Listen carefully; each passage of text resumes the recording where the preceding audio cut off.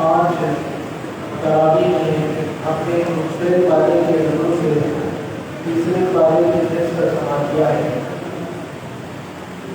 اللہ تبارک و تعالیٰ سے دعا ہے کہ اللہ تبارک و تعالیٰ ہمیں جو ہم نے سماعت کیا ہے اسے سمجھنے کی توفیق نصیب فرمائے۔ دوستو، آج جو پہلی آیت سماعت کی ہم نے، اللہ تبارک و تعالیٰ اس میں ارشاد فرما رہا ہے لَيْسَ الْبِرَّ أَن تُوَلُّوا وُجُوهَكُمْ قِبَلَ الْمَشْرِقِ وَالْمَغْرِبِ۔ تھوڑی غور سے سماعت کیجیے گا، انشاءاللہ مزہ آئے گا۔ مختصر رکھیں گے اور اس میں جلدی سمیٹیں گے بھی۔ اللہ تبارک و تعالیٰ نے فرمایا کہ اصل نیکی یہ نہیں کہ تم اپنا منہ مشرق اور مغرب کی جانب کرو۔ یعنی اس آیت مبارکہ میں اللہ تبارک و تعالیٰ یہ سکھا رہا ہے کہ آخر نیکی کس کو کہا جاتا ہے۔ آج ہم چاہتے ہیں ہم نیکیاں کریں، تو اللہ تبارک و تعالیٰ یہ فرما رہے ہیں نیکی کیسے کی جاتی ہے اور نیکی کہتے کس کو ہے۔ تو فرمایا نیکی یہ نہیں کہ تم مشرق اور مغرب کی جانب منہ کر لو۔ آخر اللہ تبارک و تعالیٰ نے ایسا کیوں فرمایا؟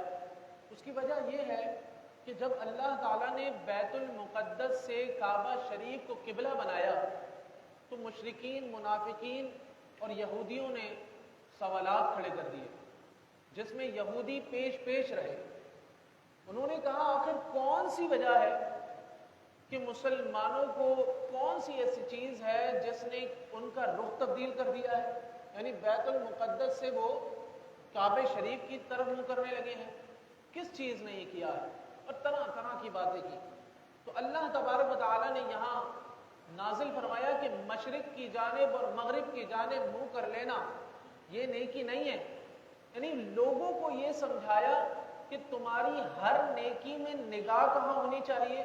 اللہ تبارک و تعالیٰ کی طرف۔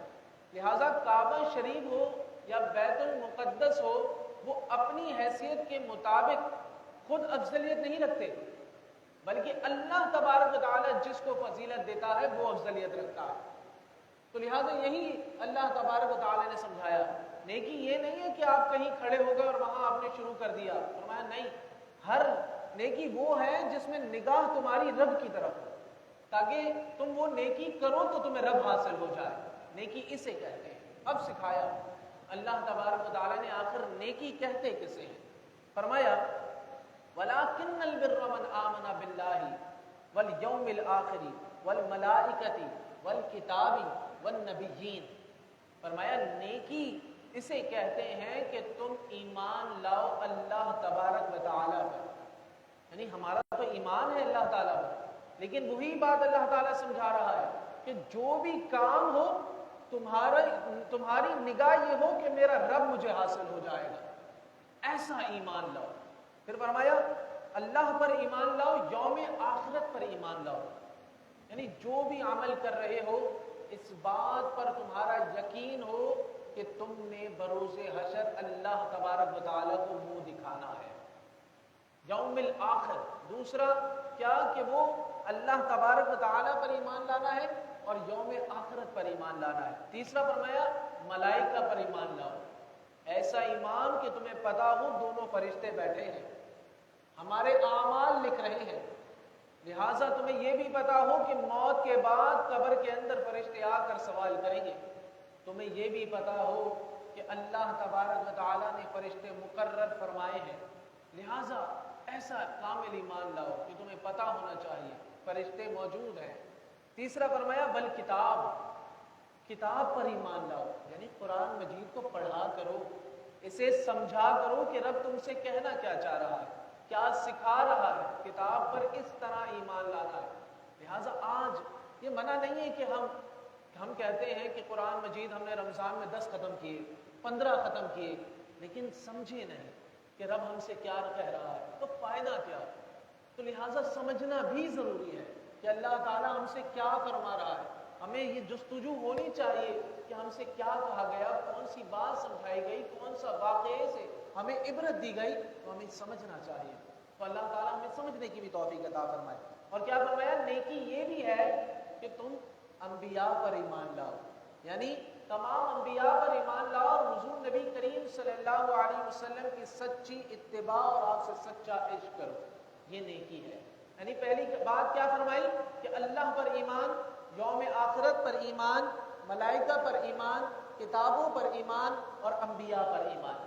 اب آگے فرمایا، کیا فرمایا کہ ان تمام نیکیوں کے ساتھ اگلی نیکی یہ ہے، 16 پوائنٹ اللہ تعالیٰ نے اس آیت کریمہ میں نیکی کے بیان فرمایا کہ نیکی کہتے کسے ہیں۔ آگے فرمایا کہ اپنے قرابت داروں پر خرچ کرو، یتیموں پر خرچ کرو، مسکینوں پر خرچ کرو اور سوال کرنے والوں پر خرچ کرو، یہ نیکی ہے۔ دیکھیے پورا قاعدہ سمجھایا کہ ایمان لاؤ، پھر اس کے بعد عاجزی اختیار کرو، اپنا مال نکالو، اور مال کس طرح نکالو؟ آج تو ہم کسی کو بھی دے دیتے ہیں، میاں یہ ہماری زکوٰۃ ہے، یہ ہماری صدقات ہے، کسی فلانے کو پہنچا دینا جو ضرورت مند ہو، لیکن اللہ تبارک و تعالیٰ نے قاعدہ خود بیان کیا کہ مال نکالو تو سب سے پہلے اپنے بھائی بہنوں کو دیکھ لو، کہیں وہ ضرورت مند تو نہیں، اپنے چچا زاد، چچا، ماموں، خالہ، تایا، ان سب کو دیکھو، ان کی اولادوں کو دیکھو، ان میں سے کوئی ضرورت مند تو نہیں؟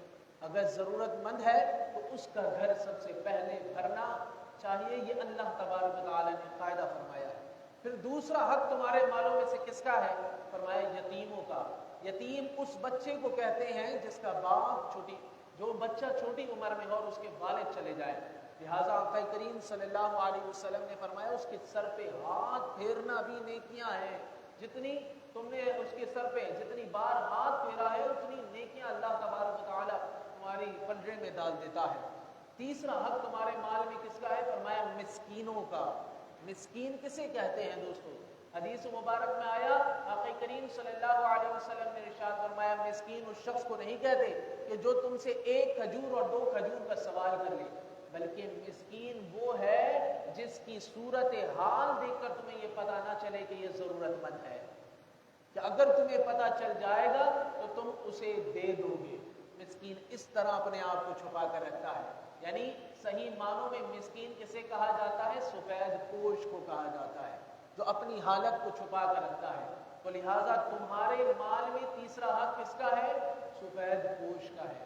اور چوتھا حق سوال کرنے والوں کا، پھر آتا ہے سوال کرنے والوں کا حق۔ لہٰذا حدیث شریف نے فرمایا بلا وجہ سوال کرنے والوں کو آگ کے انگارے میں ڈالا جائے گا۔ سوال کرنا بھی کئی شرائط پر مبنی ہے کہ وہ شخص سوال کر سکتا ہے جس پر ناگہانی آفات آئی ہو اور اچانک اس کا مال ڈوب گیا ہو، یا پھر قرض کے اندر جگڑ گیا ہو، سوائے ان لوگوں کے کسی کو بھی مانگنے کی اجازت شریعت نے نہیں دی ہے۔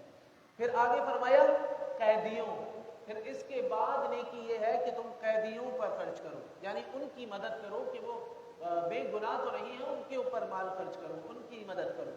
پھر اس کے بعد تمہارے مال میں سے حق یہ ہے، نیکی یہ ہے کہ تم غلاموں کو آزاد کراؤ۔ آج کے زمانے میں غلام تو نہیں ہوتے، لیکن ہمارے گھر میں کام کرنے والے لوگ ضرور ہوتے ہیں، ہمارے نیچے کام کرنے والے لوگ ضرور ہوتے ہیں، ان کا خیال کیا جائے۔ اس کے بعد فرمایا نیکی کیا ہے؟ اب آؤ اور رب کی بارگاہ میں جھکو، نماز ادا کرو۔ دیکھیے کیا قاعدہ ہے، فرمایا نا رسول اللہ صلی اللہ علیہ وسلم سے ایک صحابی نے، یا رسول اللہ ایک عورت ہے نمازیں ادا کرتی ہے، عبادت گزار ہے، لیکن اس کے پڑوسی اس سے تنگ ہیں، تو آقا کریم صلی اللہ علیہ وسلم نے ارشاد فرمایا اس کی نیکیاں رائگاں جائیں گی، جہنم کے اندر ڈالا جائے گا اس کو۔ وجہ کیا ہے؟ یہاں قانون بیان کر دیا، سب سے پہلے آپسی معاملات ٹھیک کرو، آپس میں محبت والے معاملات طے کرو، پھر آؤ ہماری بارگاہ میں نماز ادا کرو۔ فرمایا نماز قائم کرو۔ پھر اگلا فرمایا زکوٰۃ ادا کرو، اب زکوٰۃ بھی ادا کرو جو تم پر فرض ہے۔ پھر اس کے بعد فرمایا آخری جو نیکی ہے وہ یہ ہے کہ جب وعدہ کرو تو اسے پورا کرو۔ لہٰذا آج ہم کسی کو بھی زبان دے دیتے ہیں، لہٰذا ہم یہ کام ہو جائے گا یا یہ کام کر دیں گے، شروع سے لے کر آخر تک، ہر گھر سے لے کر باہر تک، ہر معاملے میں جس بات پہ جو بھی بات طے ہو گئی اس کو مکمل کرنا، یہ نیکی ہے۔ تو اللہ تبارک و تعالیٰ نے پورے قوانین بیان کر دیے کہ نیکی کسے کہتے ہیں۔ لہٰذا اس آیت کریمہ سے یہ ثابت ہوتا ہے کہ دین اسلام محض چند ایسی مذہبی رسوم کا نام نہیں ہے جنہیں عبادت خانے یا خانقاہ میں ادا کیا جائے، بلکہ اس دین کا تعلق زندگی کے ہر شعبے سے ہے، ہر جگہ انسان کے ساتھ یہ نیکیاں رہتی ہیں، یہ معاملات رہتے ہیں۔ تو ہمیں اس آیت کریمہ میں سمجھایا گیا۔ آگے قصاص کے متعلق بیان فرمایا، لہذا فرمایا یا ایھا الذین آمنوا کتب علیکم القصاص فی القتلی۔ بڑا خوبصورت قانون بیان کر رہا ہے قرآن مجید، ضرور غور سے سماعت کیجیے گا۔ فرمایا اے ایمان والو، تم پر فرض ہے کہ جو ناحق مارے جائیں ان کے خون کا بدلہ لو۔ لہذا جو ناحق مارے جائیں ان کے خون کا بدلہ لینا اللہ تبارک و تعالی نے قرآن مجید میں فرض کیا ہے۔ لہذا دوستو، شریعت اسلامیہ کی بنیاد میں عدل لازم ہے، اس لیے مسلمانوں پر قصاص فرض کیا گیا، یعنی مقتول کے بدلے میں قاتل کو بھی قتل کیا جائے گا، یعنی مقتول کے بدلے میں قاتل کو بھی، جس نے قتل کیا ہے اسے بھی قتل کیا جائے گا۔ یہ قرآن کا حکم ہے۔ قصاص میں زندگی ہے۔ جب قاتل کو اپنے جرم کی سزا ملنا شروع ہو جائے گی تو لہٰذا ہر کوئی شخص شدت غضب میں آنے کے باوجود بھی کسی کو قتل کرنا نہیں چاہے گا۔ وہ جانتا ہوگا کہ اگر میں نے قتل کیا تو اب مجھے بھی مرنا ہے، شریعت نے بیان کیا ہے لہٰذا اب مجھے بھی مارا جائے گا۔ اگر یہی بات لوگوں کے قلب کے اندر اتار دی جائے کہ قرآن نے یہ بیان کیا ہے تو لوگ ڈرنا شروع ہو جائیں۔ لہٰذا آج تو نہ قوانین پر عمل ہے، نہ لوگ قرآن مجید کو سنتے اور سمجھتے ہیں۔ انہیں بتایا جائے کہ اگر ہم سے کسی کا قتل ہو گیا تو ہمیں بھی قتل کیا جائے گا، قرآن مجید نے حکم دیا ہے۔ اگر اس پر عمل نہیں کیا تو لہٰذا ہم نے حدیث مبارک سماعت کی ہے کہ اللہ تبارک و تعالیٰ اس شخص کو جنت میں نہیں ڈالے گا جس نے اس طرح کسی کو ناحق قتل کیا ہوگا۔ لہٰذا اب یہاں پر ایک اور بات بھی بڑی کمال کی ہے جو آگے بیان ہوئی۔ فرمایا جو مقتول کا ولی ہے، یعنی جسے قتل کیا گیا ہے، اس کے جو گھر میں جو بڑا ہوتا ہے اسے ولی کہا جاتا ہے۔ تو فرمایا مقتول کا جو ولی ہے اللہ تبارک و تعالیٰ نے اسے 3 اختیارات دیے ہیں۔ فرمایا پہلا اختیار، یا تو وہ اس چیز کا تقاضا کرے کہ لہٰذا اس نے میرے بھائی کو مارا ہے، اس کو قتل کیا جائے، یعنی قصاص چاہتا ہوں میں، اس کو بھی قتل کیا جائے، پہلا اختیار۔ شریعت نے اس کو دوسرا اختیار یہ دیا کہ وہ چاہے تو کہہ دے میں نے اسے معاف کیا، یہ بھی شریعت نے اختیار دیا۔ تیسرا اسے اختیار دیا گیا جو دیت کہتے ہیں، جو قرآن مجید نے ایک رقم بیان کی ہے، لہٰذا وہ کہے کہ میں دیت لوں گا تو اب قاتل کے گھر والوں کو قاتل کو دیت دینی پڑے گی، وہ رقم دینی پڑے گی جو قرآن مجید نے بیان کی۔ یہ 3 اختیارات کس کو دیے گئے؟ ولی کو دیے گئے کہ وہ اپنے بھائی کے حوالے سے، یا بیٹا ہے تو بیٹے کے حوالے سے وہ ان تینوں اختیارات کو رکھتا ہے۔ لہٰذا شریعت نے کیسے خوبصورت قانون بیان کیے ہیں، لہٰذا ہمیں پتہ ہونی چاہیے۔ آگے چلتے ہیں تو آگے اللہ تبارک و تعالیٰ نے طلاق کے حوالے سے بیان کیا ہے۔ بیان ہوا الطلاق مرتان فامساک بمعروف اور تسریح باحسان۔ 2 بار طلاق دینے کے بعد یا تو دستور کے مطابق روک لینا ہے یا حسن سلوک کے ساتھ چھوڑ دینا ہے۔ لہٰذا سب سے پہلے تو یہ بات جان لی جائے دوستو، طلاق وہ جائز امر ہے کہ جس کو اللہ تبارک و تعالیٰ نے حلال، یعنی حلال ہوتے ہوئے بھی اللہ تبارک و تعالیٰ نے سب سے زیادہ ناپسندیدہ کیا ہے۔ یعنی طلاق جائز ہے لیکن جائز ہوتے ہوئے بھی اللہ تبارک و تعالیٰ کے یہاں سب سے زیادہ ناپسندیدہ ہے۔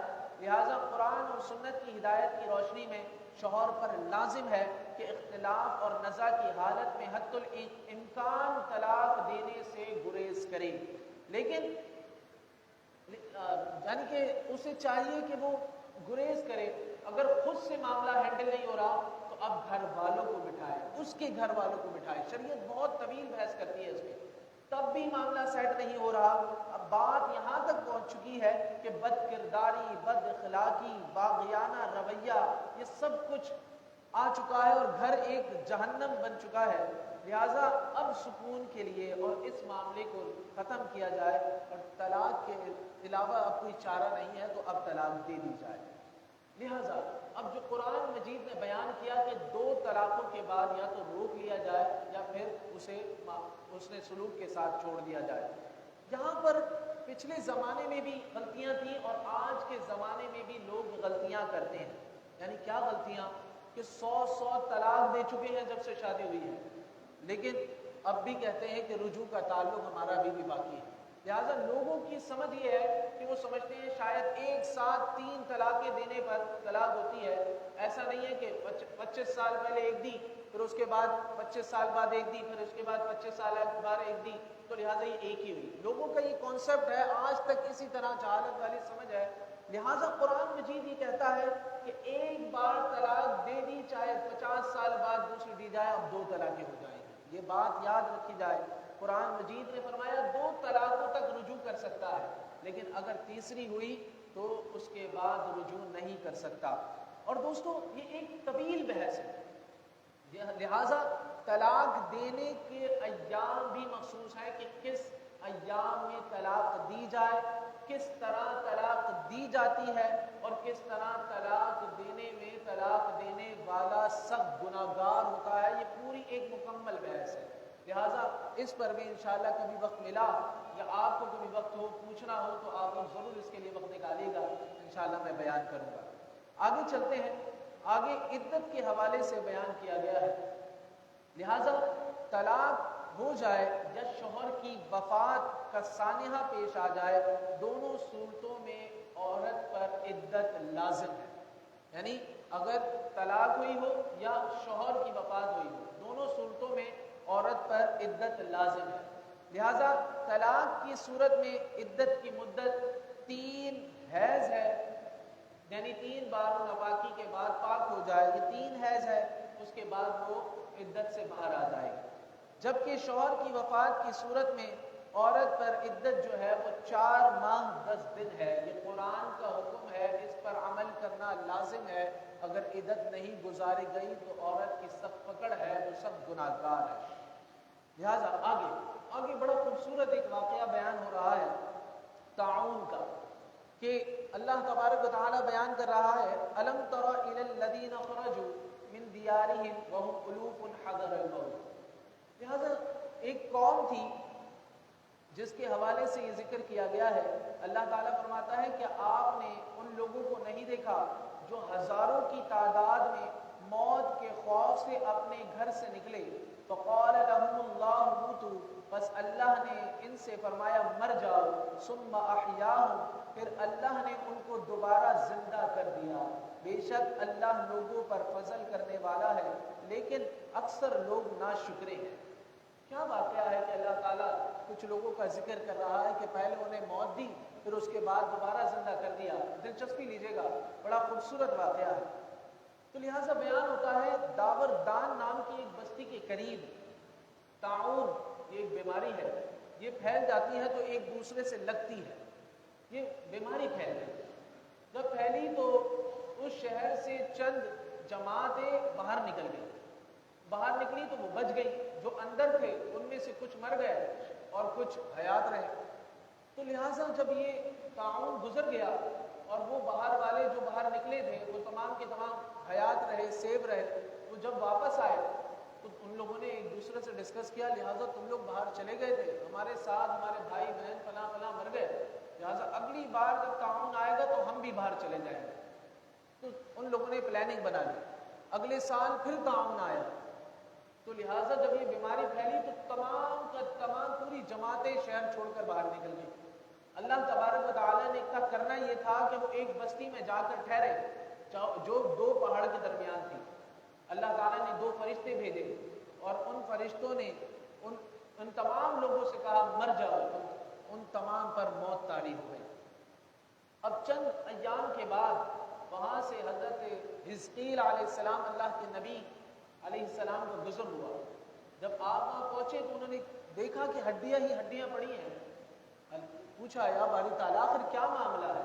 اللہ تبارک و تعالیٰ نے ان پر ندا فرمائی کہ اے حزقیل آپ کہیے کہ اے ہڈیوں جمع ہو جاؤ، اور اس کے بعد ان سب پر گوشت چڑھ جائے۔ تو انہوں نے اس طریقے سے جب فرمایا تو وہ ساری ہڈیاں جمع ہونی شروع ہو گئی اور ان سب پہ گوشت چڑھنا شروع ہو گیا اور وہ پوری مکمل انسان بن گئے۔ پھر اللہ تبارک و تعالیٰ نے حکم دیا، ندا فرمائی کہ اے حزقیل اب کہیے کہ تمام کے تمام اللہ کے حکم سے کھڑے ہو جاؤ، تو وہ تمام کے تمام اللہ کے حکم سے زندہ ہو گئے اور اس کے بعد انہوں نے اپنی اپنی زندگی گزاری، لیکن جو بھی وہ سوٹ پہنتے تھے وہ ایک بوسیدہ کفن کی طرح ہو جاتا تھا، لوگ انہیں دیکھ کر پہچان جاتے تھے کہ یہ اسی قوم سے تعلق رکھتے ہیں۔ لہٰذا اس پورے واقعے سے پتہ کیا چلا دوستوں؟ پتہ یہ چلا کہ جس جہاں طاعون پھیل جائے وہاں سے سفر نہیں کیا جائے، یا جس جگہ طاعون ہو وہاں کا سفر نہیں کیا جائے۔ لہٰذا آج کے زمانے میں کرونا کی مثال لے لیتے ہیں، اگر کرونا کسی شہر میں ہے تو ہم نے اس شہر میں نہیں جانا، اگر ہمارے شہر میں ہے تو ہمیں اپنا شہر چھوڑ کر نہیں جانا۔ لہٰذا موت سے بھاگنا نہیں ہے، موت کی تیاری کرنی ہے۔ لہٰذا جو موت سے بھاگے گا اس کی پکڑ ہو جائے گی۔ لہٰذا ہمیں چاہیے کہ ہم موت کی تیاری کریں۔ ہمیں یہ پتہ ہونا چاہیے کہ اللہ تبارک و تعالیٰ جب چاہے اٹھا لے گا، ہمیں اس کی تیاری کرنی چاہیے، نمازوں کی پابندی کرنی چاہیے، حقوق اللہ کی ادائیگی کرنی چاہیے، حقوق العباد کی ادائیگی کرنی چاہیے۔ اور آخری بات کہ اللہ تبارک و تعالیٰ نے ان کو موت کے بعد دوبارہ زندہ کیوں کیا؟ اس میں حکمت یہ تھی کہ تاکہ لوگوں کو پتہ چل جائے کہ تم چاہے بوسیدہ ہو جاؤ یا تمہیں کوئی جانور کھا جائے، چاہے تمہیں بم سے اڑا دیا جائے، چاہے تمہارے ٹکڑے دنیا کے کونے کونے میں پھیل جائیں، بروز حشر اللہ تبارک و تعالیٰ تمہیں اپنی بارگاہ میں کھڑا کر لے گا۔ اس کا ایمان پختہ کرنے کے لیے اللہ تبارک و تعالیٰ نے دوستوں اس قرآن مجید کے اندر اس واقعے کا ذکر کیا، اور صحابہ کرام کے حوالے سے دیکھیے کہ جنہیں رسول اللہ صلی اللہ علیہ وسلم نے جنت کی بشارت دے دی تھی، لیکن جب سیدنا صدیق اکبر گزرتے تھے تو کہتے تھے کاش میں یہ پرندہ ہوتا، مجھے بروز حشر اس دن کیسے میں کھڑا ہوں گا اللہ کی بارگاہ میں۔ روتے تھے، حالانکہ اعمال کی کمی نہیں تھی، اعمال میں تو کمال تھا، عروج تھا کہ مصطفیٰ جان رحمت صلی اللہ علیہ وسلم نے بشارت دے دی تھی۔ حضرت عمر رضی اللہ تعالیٰ عنہ تنکا اٹھا کر کہتے کاش میں یہ ہوتا، کل کیسے میں کھڑا ہوں گا رب کی بارگاہ میں، کیسے شرمندگی سے اپنی آپ کیسے شرمسار رہتے تھے اتنے اعمال کے باوجود۔ لیکن آج ہمارے پاس کیا ہے؟ آج ہم سب گناہوں میں ملوث رہتے ہیں، لیکن ہمیں موت کا خوف نہیں، کل بروز حشر اٹھنے کا خوف نہیں۔ لہٰذا سیدنا عثمان غنی رضی اللہ تعالیٰ عنہ جب قبر کے پاس سے گزرتے تھے تو آنسو اس قدر بہتے تھے، روایت بیان کرتی ہیں کہ آنکھ کی داڑھی مبارک پوری کی پوری بھیگ جاتی تھی، اور آپ روتے تھے کہ میں نے قبر کے اندر جانا ہے، میں نے بروز حشر اللہ تبارک و تعالیٰ کی بارگاہ میں اٹھنا ہے۔ تو یہ وہ لوگ ہیں جو مبارک ہیں۔ ہمیں یہ سمجھایا گیا، جیسے کہ ہم نے سورہ فاتحہ میں سماعت کیا تھا کہ اللہ تبارک و تعالیٰ نے فرمایا صراط الذین انعمت علیہم، تمہیں چاہیے کہ یہ انعام والوں کا راستہ اختیار کرو تاکہ قلب میں عشق مصطفیٰ پیدا ہو، اسلام زندہ ہو، اور ہم بھی دین اسلام کو سمجھ کر اس کے مطابق چل سکیں۔ آگے دوستو آخری بات کر رہا ہوں، اختتام کی طرف چل رہا ہوں۔ آگے اللہ تبارک و تعالیٰ صدقات کی ترغیب دے رہا ہے اور سود سے روک رہا ہے۔ فرمایا باقاعدہ اعلان ہوا اگر تم سود سے باز نہ آئے تو تم سوچ لو کہ تمہارا اللہ تبارک و تعالیٰ سے اعلان جنگ ہے۔ اب جب اعلان جنگ کا اعلان ہو جائے تو پھر بات ہی کیا رہ جاتی ہے، پھر اس کی تفصیل کے اندر انسان کیسے جائے گا؟ تو لہٰذا سود سے بچنا چاہیے۔ تو بیان یہ ہوا کہ صدقے میں پاکیزگی ہے اور تعاون کا جذبہ پیدا ہوتا ہے، جبکہ سود میں بخل، گندگی، خود غرضی اور گندگی انسان کے اندر پیدا ہو جاتی ہے۔ صدقے میں دیا ہوا مال واپس لینے کی نیت نہیں کی جاتی، جبکہ سود میں اصل مال سے زیادہ انسان لینے کی شرط رکھتا ہے۔ فرمایا صدقے سے آپس میں محبت پیدا ہوتی ہے، جبکہ سود سے باہمی نفرت میں اضافہ ہو جاتا ہے، اپنے بھی نفرت کرنے لگ جاتے ہیں۔ آگے بیان ہوا صدقہ کرنے والے کے لیے اللہ کی محبت کا اعلان ہے اور مغفرت کا وعدہ ہے، جبکہ سود خور کے لیے لعنت کی وعید ہے اور اعلان جنگ ہے۔ لہٰذا ہمیں چاہیے کہ اللہ کی راہ میں مال خرچ کرتے رہیں اور سود سے، برائیوں سے، حرام کاموں سے، حرام مال سے بچتے رہیں۔ اللہ تبارک و تعالیٰ سے دعا ہے جو کچھ ہم نے سماعت کیا اس پر ہمیں عمل کرنے کی توفیق عطا فرمائے۔ الحمدللہ رب العالمین، الصلاۃ والسلام علی سید الانبیاء والمرسلین وعلی آلہ واصحابہ اجمعین۔ اللهم ربنا آتنا في الدنيا حسنة وفي الآخرة حسنة وقنا عذاب النار. اللهم أنت السلام ومنك السلام وإليك يرجع السلام. حينا ربنا بالسلام وادخلنا دار السلام. تبارك ربنا وتعاليت يا ذا الجلال والإكرام. اللهم اغفر وارحم وأنت خير الراحمين. اللهم رب ارحمهما كما ربياني صغيرا. اللهم أنت حسنت خلقي فحسن خلقي. اللهم أعني على ذكرك وشكرك وحسن عبادتك. یا مقلب القلوب ثبت قلبی علی دینک. اے اللہ، اے بارک تعالی، اے اللہ ہماری آج کی نشست کو اپنی بارگاہ میں قبول منظور فرما. اے اللہ ہمارے قلوب کو اے اللہ قرآن کے نور سے بھر دے. اے اللہ ہمیں عاشق رسول بنا. اے اللہ رمضان المبارک کی ہر ساعت کو پانے والا بنا. اس رمضان ہماری بھی بخشش و مغفرت فرما. آنے والی زندگی میں اے اللہ ہمیں کامیاب فرما. اے اللہ ہماری تمام مشکلات کو ہم سے دور فرما. اے اللہ دین و دنیا ہماری سوار دے. دنیا بھی اچھی فرما. اے اللہ موت کا وقت بھی اچھا فرما. قبر بھی اچھی فرما. اے اللہ بروز حشر بھی اچھا فرما. اور آقا کریم صلی اللہ علیہ وسلم کے ساتھ جنت الفردوس کا اعلیٰ مقام عطا فرما. صلی اللہ تعالی علی خیر خلقہ محمد وعلی آلہ واصحابہ اجمعین برحمتہ.